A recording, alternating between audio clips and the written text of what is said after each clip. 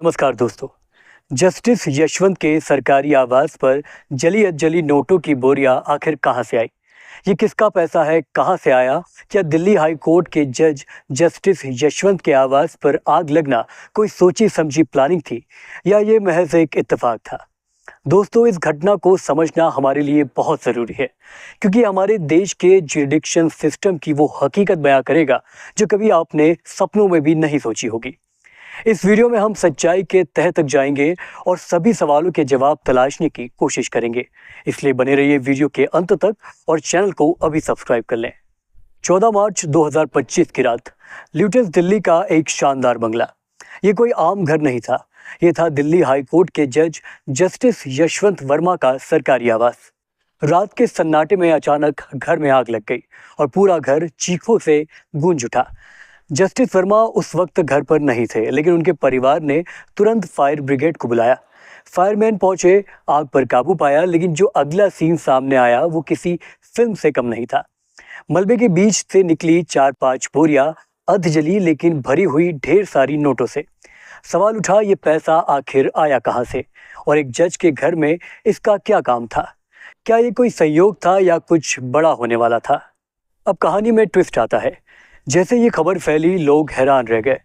एक जज के घर में इतना कैश?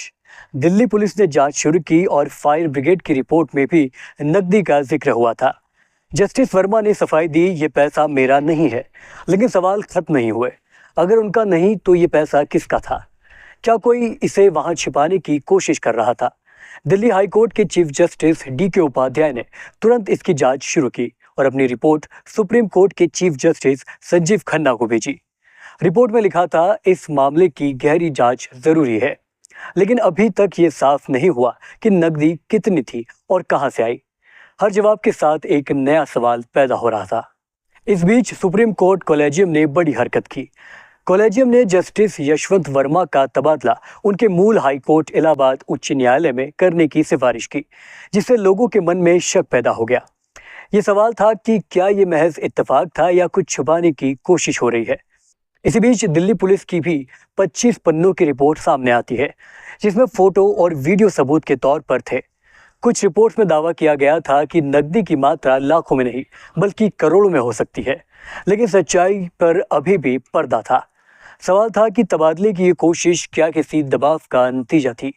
इधर कई विपक्षी नेताओं की एक के बाद एक इस पर प्रतिक्रिया आने लगी। कांग्रेस के पवन खेड़ा ने इस मामले को उठाया और जस्टिस वर्मा पर उचित कार्रवाई की मांग की। उनका कहना था, जो जज उन्नाव बलात्कार जैसे केस सुनता हो उसके घर में नकदी मिलना शर्मनाक है। खेड़ा के इसी बयान के साथ सियासी हंगामा बढ़ गया, मगर लोगों के मन में अभी भी बस एक ही सवाल था, आखिर इस घटनाक्रम के पीछे क्या राज छिपा है? फिलहाल जांच चल रही है और कोई ठोस जवाब सामने अभी तक नहीं आ पाया है। कुछ का कहना है कि ये पैसा किसी सौदे का हिस्सा हो सकता है, तो कुछ इसे साजिश मानते हैं। जस्टिस वर्मा कहते हैं कि वो बेकसूर है, लेकिन सच क्या है ये वक्त ही बताएगा।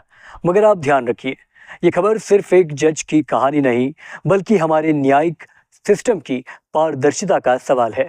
आपको क्या लगता है, इस मामले का जो भी अपराधी है पकड़ा जाएगा या बस वही होगा जो हमेशा होता आया है? कमेंट में ज़रूर बताएं। अगर आपको ये वीडियो पसंद आई हो तो वीडियो को लाइक करें, अपने दोस्तों के साथ इसे शेयर भी करें और चैनल को सब्सक्राइब करना बिल्कुल ना भूलें। मेरे लिए कोई सुझाव हो तो ज़रूर कमेंट करके बताएं। अगली वीडियो में मिलते हैं एक नई सनसनीखेज खबर के विश्लेषण के साथ। तब तक के लिए नमस्कार।